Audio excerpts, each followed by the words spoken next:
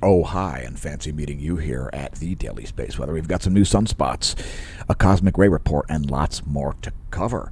So thanks for tuning into the Smash News Network, least busted name of news. Congratulations on realizing that the channel exists. This is the past 24 hours in SDO 171 angstroms, the house favorite wavelength. We've got multiple new active regions rising over the eastern limb. A new sunspot just formed down here. It'll be known as 3315. Here are some fresh close-ups for you. Here's the equatorial region. Spectacular imagery there of some large sunspots approaching the center portion of the Earth-facing solar disk.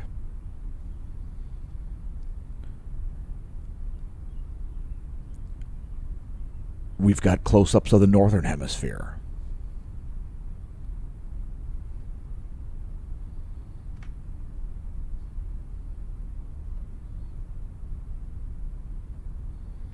And of course, close-ups of the southern hemisphere, which is where the new action is located. You'll see this new sunspot forming right back here.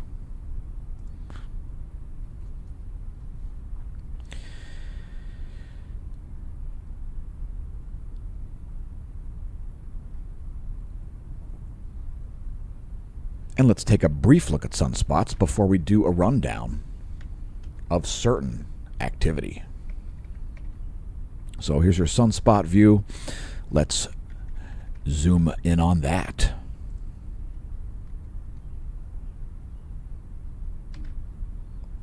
That is yesterday plus today. Again, at least one new named sunspot group. It's actually right about here. It'll be more obvious in the colorized magnetogram wavelength. That's polarized light, giving us insight into the magnetic field orientation. Right there, new sunspot 3315, and let's take a brief moment to remind our viewers to help support the channel. Our paid affiliate / sponsor is Hemp Lucid. So if you haven't checked out the links below the video, please do. If you are in the market for some products from Hemp Lucid, make sure you enter the promo code SMASHOMASH to save 10% on checkout. Enter the promo code SMASHOMASH, yeah, the name of our channel. Enter that on checkout to save 10%. Please shop via our link if you're in the market for Hemp Lucid products. Everything from mushroom gummies, stress stacks, CBDs, CBD balms, tinctures, etc. Hemp Lucid. It is our affiliate / sponsor listed in this video as a paid promotion. You may also see links to the Redbubble shop below this video. You can also find them on the homepage. Today's featured product is Do the Math, 8 == capital D. Great imagery there from back on February 24th. Some extremely high-res imagery of the closest star. As we invite folks to do the math and preferably not suck at it. 8 == capital D is the equation. We've shown our work. So help out the channel by picking up some products. By the way, there is a secret smashomash.com logo hidden in that image. It's around the southern heliographic pole of the sun. Again, that's a very, very high resolution image there. If you do get that in a t-shirt, you'll be able to see all kinds of solar features, as well as our Do the Math equation. Two other products, actually. Two other different designs featuring the 8 == capital D equation. Congratulations to Big Tech. Big Tech has definitely done the math. Let us know in the comments if you think they've sucked at it. You can also find our Amazon shop. Today's featured product is the Cameron's Organic Scandinavian Blend Whole Bean. It might look like it's expensive. That's $23.38, but that's for a 4-pound bag of whole bean organic coffee. So check that out. You'll find links below the video to the Amazon shop as well. New products just added to the cycling items just last night. And let's take a look at what's going on for volcanoes. What's erupting, you ask? Well, we tell. Suwanosejima is erupting. It's producing a 4,000-foot plume of volcanic ash over the Ryukyu Islands. Lubatolo exploding, flight level 070. Flight level 140 over Semeru. That's located on the Isle of East Java, Indonesia. It's a 14,000-foot ash plume as Semeru explodes. Fumarolic activity reported at White Island volcano there, north of New Zealand. One of the more deadly volcanoes on planet Earth in the past few years. Recent observation flights confirm the gas and steam leaking from the same vents as usual. No ash emissions have been registered during the investigation. Alert levels remain at yellow and level 2 for the aviation color code and volcanic alert level. Mount Ahi, located in the Mariana Islands there, has had its alert level raised to yellow. That is because of increased pressure recordings underwater. Also, a plume of discolored seawater reported there at Ahi. Popocatépetl continues to erupt at elevated levels here. No indication on the ash plume. It was reported at 32,000 feet for a few days there. Popocatépetl still erupting in central Mexico. Sangay exploding, flight level 190, flight level 240 from Sabancaya in Peru. Let's check seismic activity. There's what's going on in the past 90 days. And the largest quake of the past 24 was an aftershock near New Caledonia there. That was a 6.1 magnitude quake occurring at 6:41 this morning on May 23rd. And let's report the other quakes of a 5+ magnitude. So there's a 5.1 at Tonga. That was at 13:30 yesterday afternoon. A 5.3 at Solomon Islands.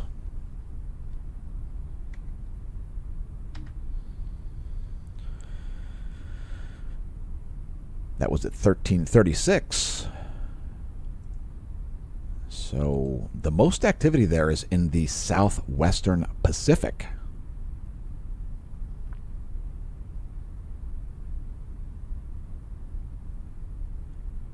So a long stretch there with no 5+ magnitude quakes, finally ended by a 5.0 at the Loyalty Islands. Another aftershock there following multiple 7+ magnitude quakes southeast of New Caledonia. There's another aftershock of 5.1 as things calm down in that area.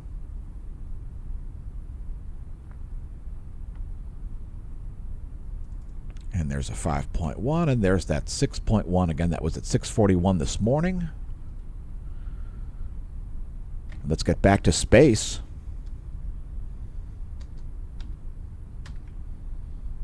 Because that is the focus of this video here at the Smash News Network, least busted name in news. So we're going to show some... Here's another 24-hour video for you. It's SDO 304 angstroms.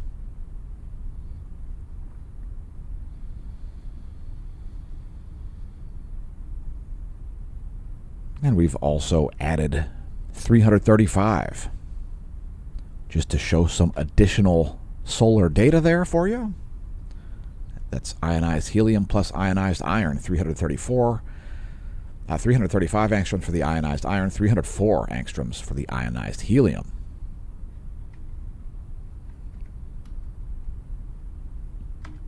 .7 centimeter radial flux has now reached 162 solar flux units. I think that's the same as it was yesterday, or down 1 point. And there is a 1-year graph to put that in context for you. The black line is the radial flux. The red line is the sunspot number, which has declined quite a bit with the setting of many sunspots, especially in the northwestern limb. Space Weather Enthusiast dashboard here. This is NOAA's forecast for space weather, and expecting some geomagnetic storm conditions tonight. Another wishy-washy forecast here by NOAA. Quote, rationale. The geomagnetic field is expected to reach G1 minor storm levels on 23 May due to some latent CME passage influence and negative polarity coronal hole high-speed stream effects. G1 conditions are likely to persist into 24 May due to lingering coronal hole effects. I don't know what they're talking about when it comes to CME transients. We haven't seen those, so I don't know what that's all about. Coronal holes are certainly a thing. We're expecting any possible geomagnetic storm or geomagnetic unrest conditions from coronal hole high-speed streams. Let's take a look at Earth's magnetic moment from space for the past 4 hours. So here is magnetohydrodynamic pressure depicted by the space weather modeling framework for the past 4 hours. It's still geomagnetically calm. We're expecting a significant signal when the next coronal hole high-speed stream shows up, expected later today.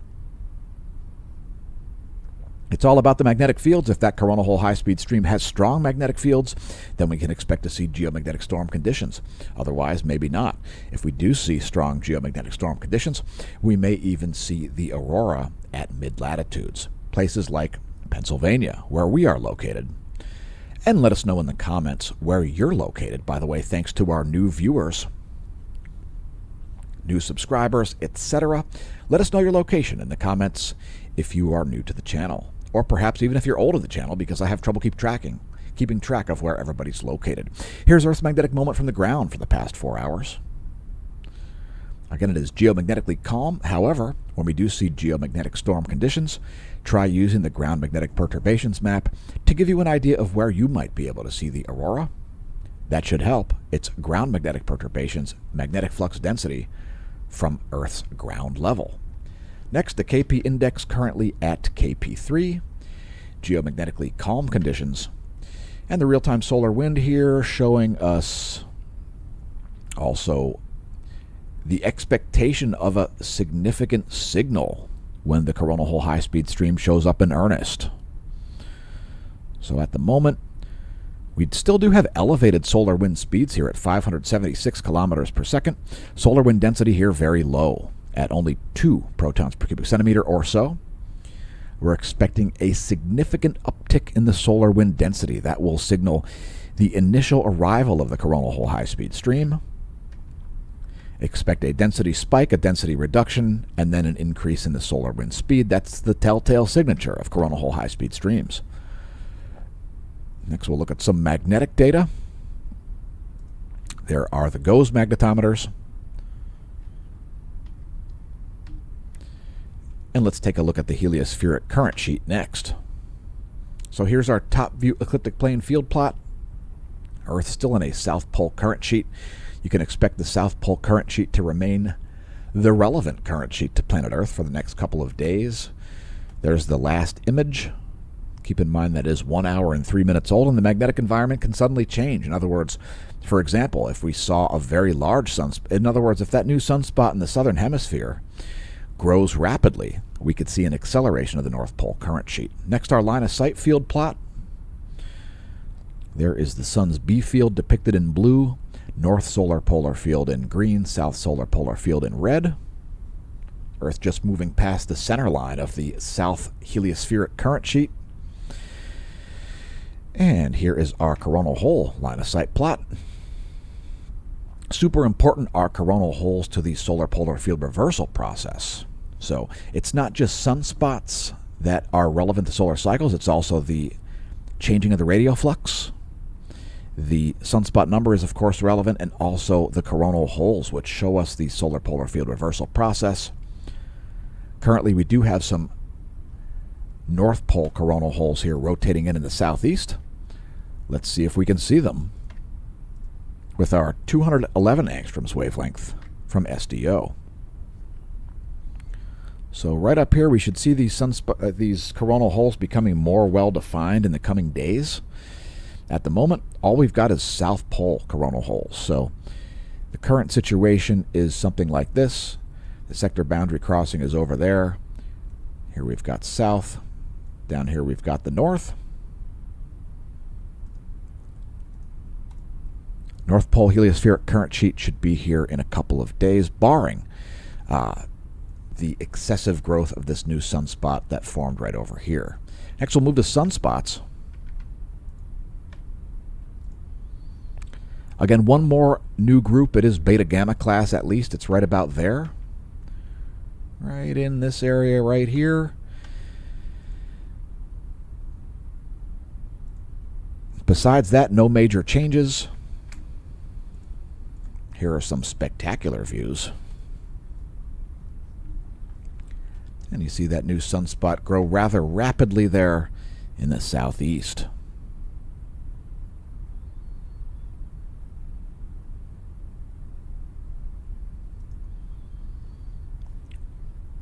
We'll also break out the 1700 plus 1600 angstroms.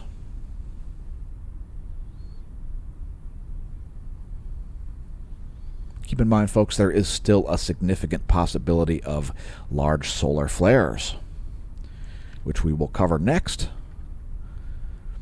But before we do that, let's talk about cosmic rays. So here's our cosmic ray report. We do this at least once a week because, well, cosmic rays are part of space weather. Of course, they're not really solar weather. Cosmic rays are largely from outside the solar system.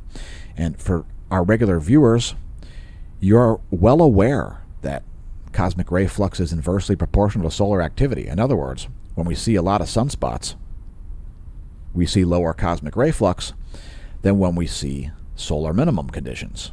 Anyway, here are some neutron monitors, starting with Apatity, which is showing a modest downturn for the past 30 days. Barentsburg, sup with Barentsburg, a similar graph, a slight modest downtick for the past 30 days, something you may come to expect as solar activity ramps up toward solar maximum. By the way, we've got the better part of a year until we reach solar maximum. The Athens neutron monitor, interestingly, showing a modest uptick. Small uptick there at Athens over the past 30 days.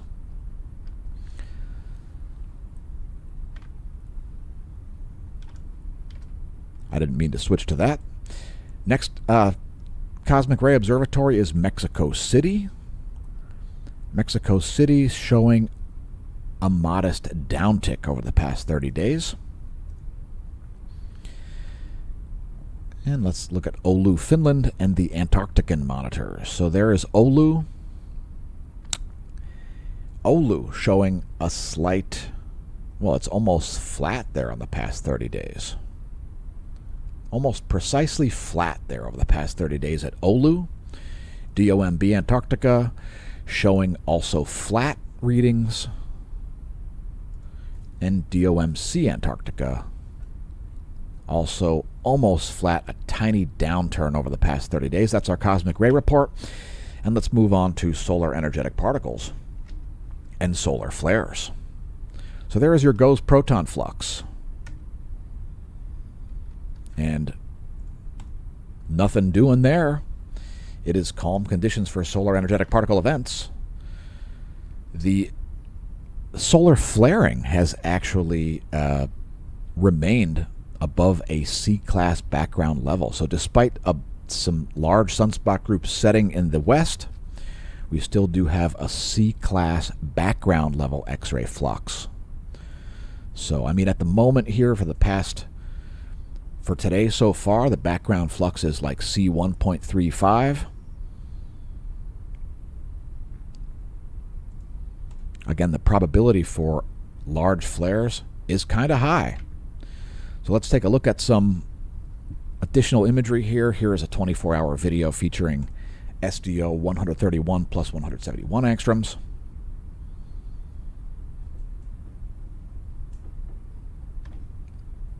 Here's 131 angstroms by itself. We subtracted the 171 angstroms. We'll also include 94, as we prefer to be thorough. You never know when amassing data, when something will become useful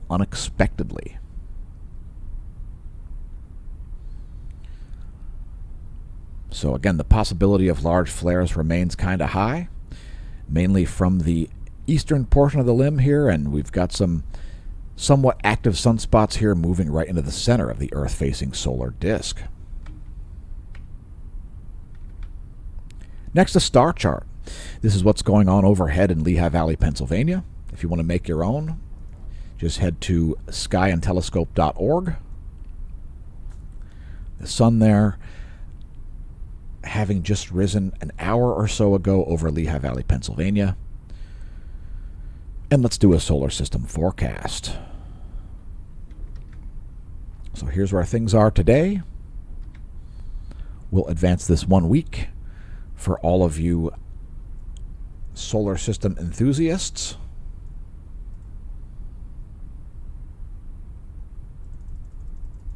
There's where things will be in a week. We'll have a gibbous waxing moon by the 30th of May. And let's take a look at coronagraphs. So here are our George Mason University coronagraphs. You'll see some significant CMEs yesterday, including that crown prominence ejection that we covered on yesterday's video. You can also see it in our shorts. If you haven't seen our shorts, check those out. They're becoming increasingly popular. So that's yesterday's coronagraph images. We don't anticipate any of those coronal mass ejections to be earthly directed. We'll also show you today's. There is an additional 32 frames from today. I don't suspect any of those are earthly directed either, but don't worry, we'll verify that by looking at some additional coronagraph imagery. There is the Soho-Lasco C2 and C3.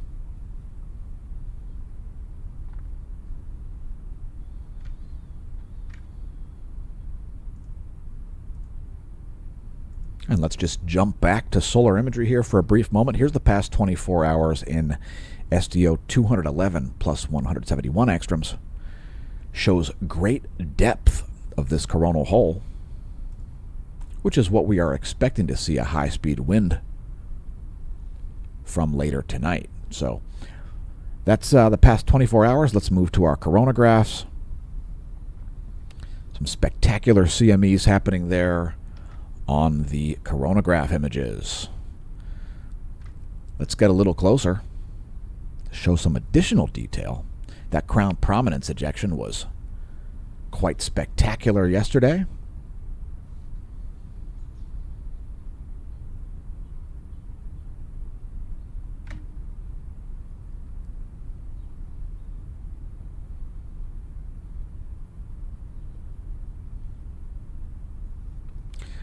There may be a CME here. So there is a CME right in there. That could actually have a small Earth-directed component. If so, it will be minor. It's kind of right at the beginning of the video here, almost at the same time. Just barely after this crown prominence halo eruption. Yeah, there could be a small Earth-directed component of that. If so, that will arrive sometime on the 25th. Again, that would be a minor impact, if any, and it did come from down in this area. You can see a little bit of a flaring activity happening down there. Again, that would arrive sometime on the 25th, if that did indeed include an Earth-directed component. Again, we expect the impact to be minor if that does indeed include a coronal mass ejection impact. Something like a KP6. Something less than a KP7 would be the expectation for that. Next, let's get back to our data sets here. We'll also show the stereo A coronagraph just to add some additional detail here. So here is stereo A on the left, Soho-Lasco C3 on the right. And please pay attention to the time and date stamps. These do not depict the exact same time frames. So we're going to let that play through. Actually, let's pause this here for a minute. So that possible Earth-directed CME did come right after this huge crown prominence coronal mass ejection.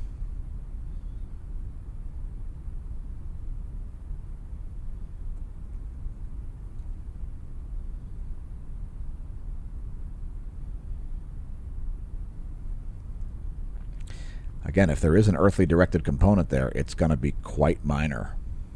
I suspect it would miss to the south and slightly to the east. So that's my best guess, is that if that CME does include an earth-directed component, that if it does impact, it'll be very minor, maybe not even noticeable. Although, if I had to bet, which I don't, I would say it will miss Earth entirely. And thanks for leaving a comment, John. So those are our coronagraphs. Next we'll talk about filaments. And there are certainly some large filaments on the Earth-facing portion of the solar disk. This is the ground-based hydrogen alpha telescope from Udaipur, India. You can see one very large filament up here. That one deserves a name for sure. It's turning from a prominence into a filament. So there's a prime example right up there.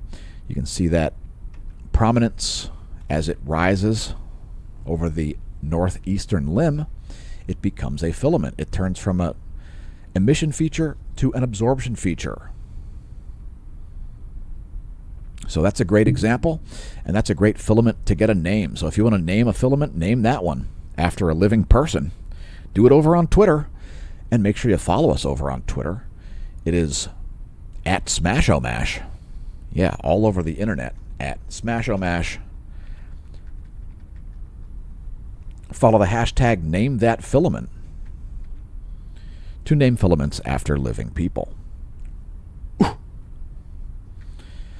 And moving right along to our latest couple of hours here from the GOES 16 SUVI. It looks like there's some serious plasma motion happening here around the equator. I can definitely see some stuff moving around down here by the equator. You may see that as well. Check it out. Some significant plasma motions there. So if you do see a CME come out right out of this Earth-facing portion of the solar disk right in the center, that makes it a lot more likely to be earthly directed. Let's briefly zoom out here so you can see the timestamps. So yeah, some possible activity kicking off there.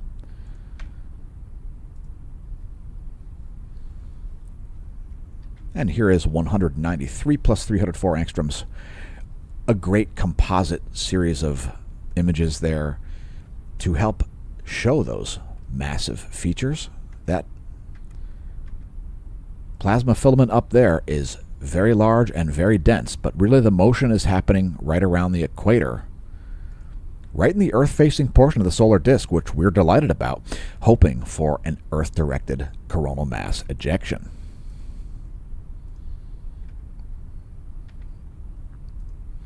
So there's a GOES 16 SUVI, which brings us to our bonus features segment, starting out with charging hazards.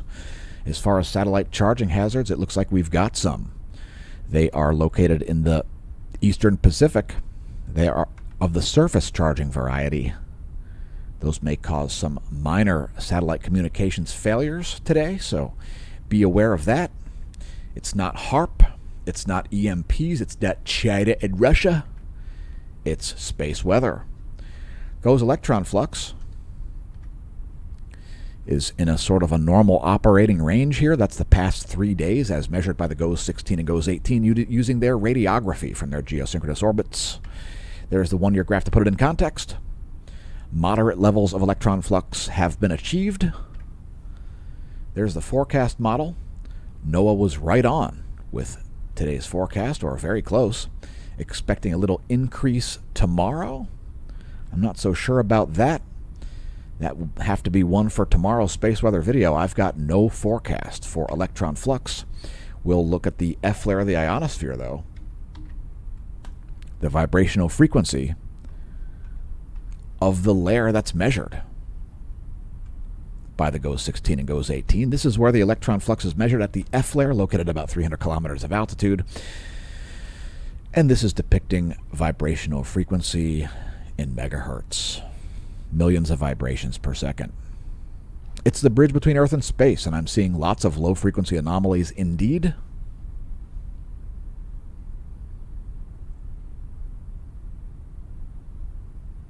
Perhaps the anomalygram will help clarify things. Some significant low-frequency anomalies there right around the equator. Again, we still are experiencing a high-speed coronal hole wind stream. It's just that it's very low density also. So there you see some significant low-frequency anomalies, especially.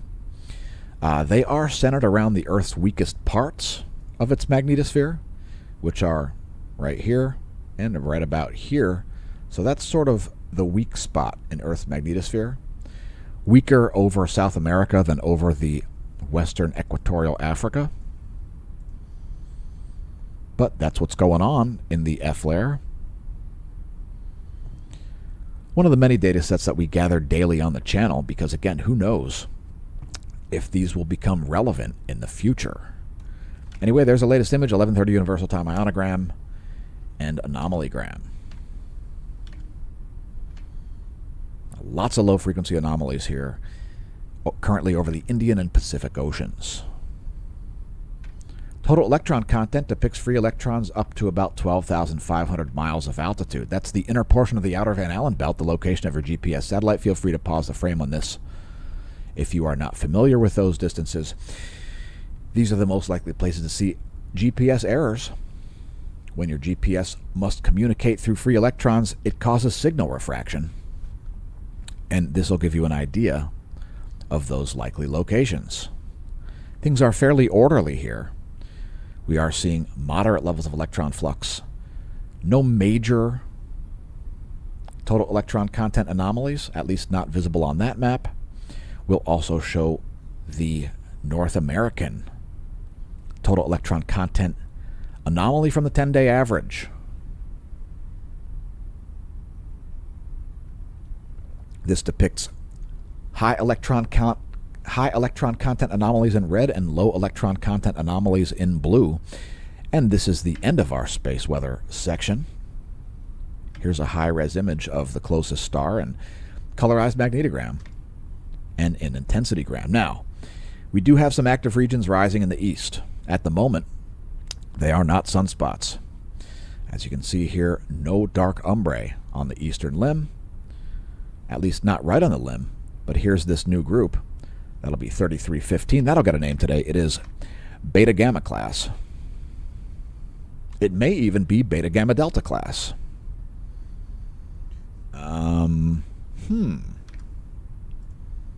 Let me try that again. Just a minute.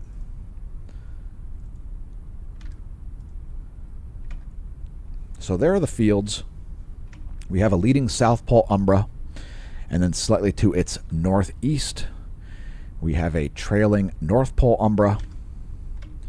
I'll say that's a Beta Gamma class sunspot, not Beta Gamma Delta class, which is the most flare-producing type. This group up here remains Beta Gamma Delta class. Look at all the magnetic field complexity happening, especially in here. That remains the most likely place to see a large flare, in my opinion. Here's the full disk rockback, which brings us to our bonus feature segment, starting out with meteorology. First thing we're looking at here is planet Earth. And this map depicts sea surface temperature anomaly and ocean currents. So the shaded portion, the colored portion, that's the sea surface temperature anomaly of the Southern Ocean. The animated portion, that would be ocean currents. So here's the Pacific. Check it out. The equatorial Pacific there is heating up. An indication that La Nina is well over.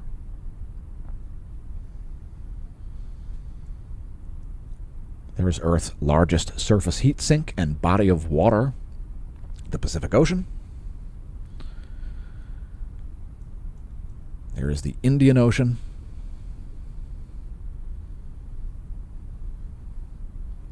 By the way, Guam has received some warnings here about an impending tropical cyclone.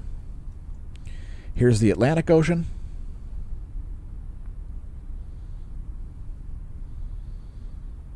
And we'll briefly zoom in here on the Gulf Stream.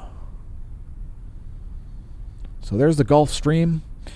If you're banking on a year without a summer in Europe, you're doing some bad banking, although it has been cold in the Giro d'Italia, the world's second largest bicycle race after only the Tour de France, which is now in its final week.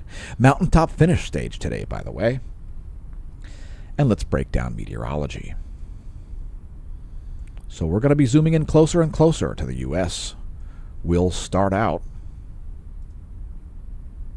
with the jet streams of the eastern world.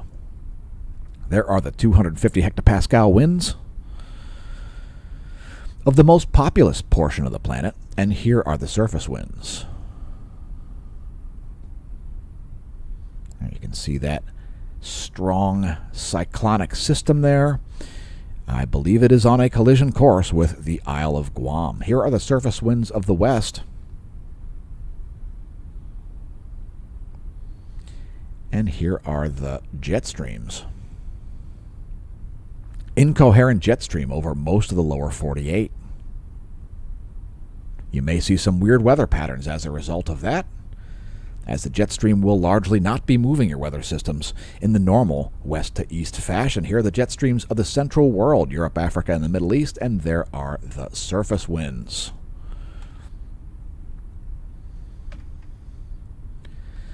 Next, here's our windy.com map depicting temperatures. And if you're worried about Greenland melting, well, it's negative 20 degrees in central Greenland. That's your temperature map from windy.com. Enough said about that. Here is clouds and fog over the western world.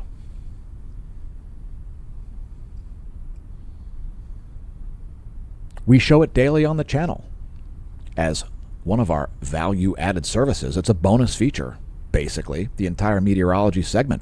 I realized about 15 years ago that it was way too easy to forecast the weather, and so I decided back then to figure out the space weather.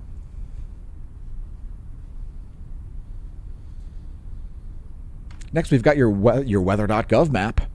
If your location is lit, is your location lit?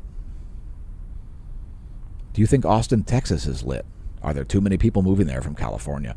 Here is your weather.gov map. Again, we scrolled down to show you the key. If your location is lit, head to weather.gov, the homepage of the National Weather Service. We've got some hydrologic outlook caused by melting snow, and here is your pressure and precipitation forecast for the next 66 hours for some reason. I don't know why I couldn't get a 72-hour forecast. So there's a 66-hour forecast. I figured I would err on the side of caution. It's almost 3 days. It's your 66-hour GFS pressure and precipitation forecast. We've also got your total accumulated precipitation forecast. So it looks like Nevada's going to experience some snow melt and some heavy rains. Heaviest rains, they're coming to Florida. Portions of Florida, they're expecting in excess of 5 inches of rain. That's your 72-hour GFS total accumulated precipitation forecast in inches. Quite a bit of rain coming to the U.S.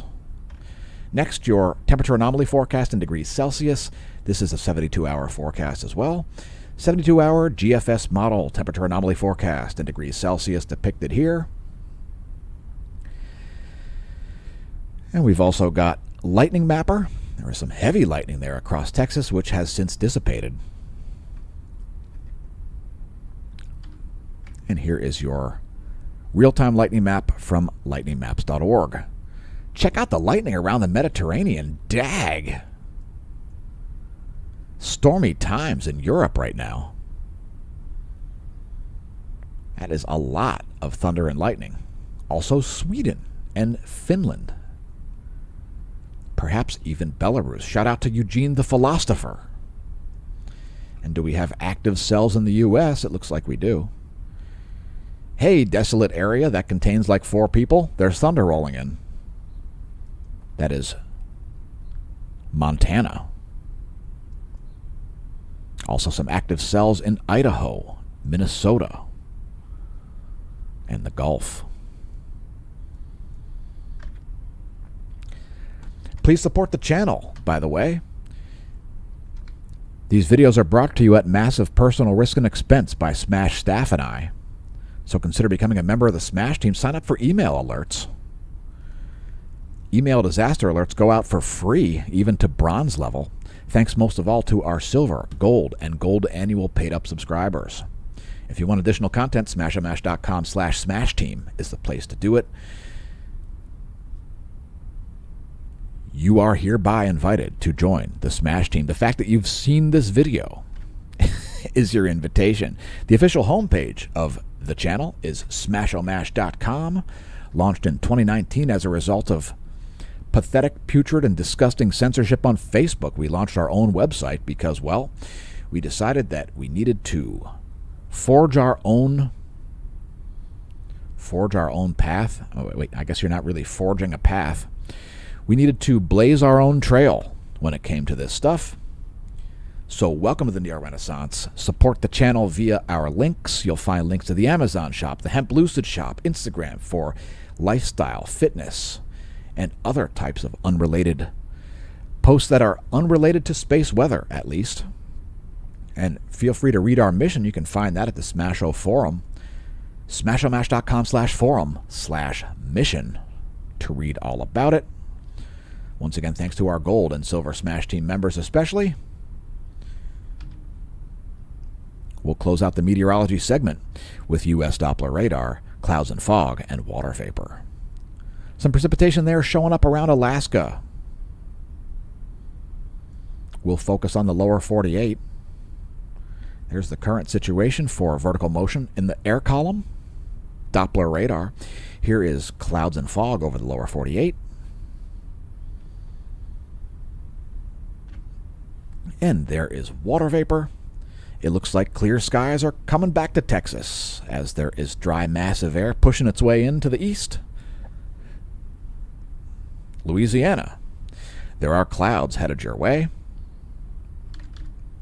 Here's a recap. U.S. Doppler radar, clouds and fog, and water vapor. Hopefully that clears things up. Thanks for tuning in once again to the Smash News Network, least busted name in news. Congratulations on realizing the channel exists, and may that solar wind be at your back. I'm going back to the bunker.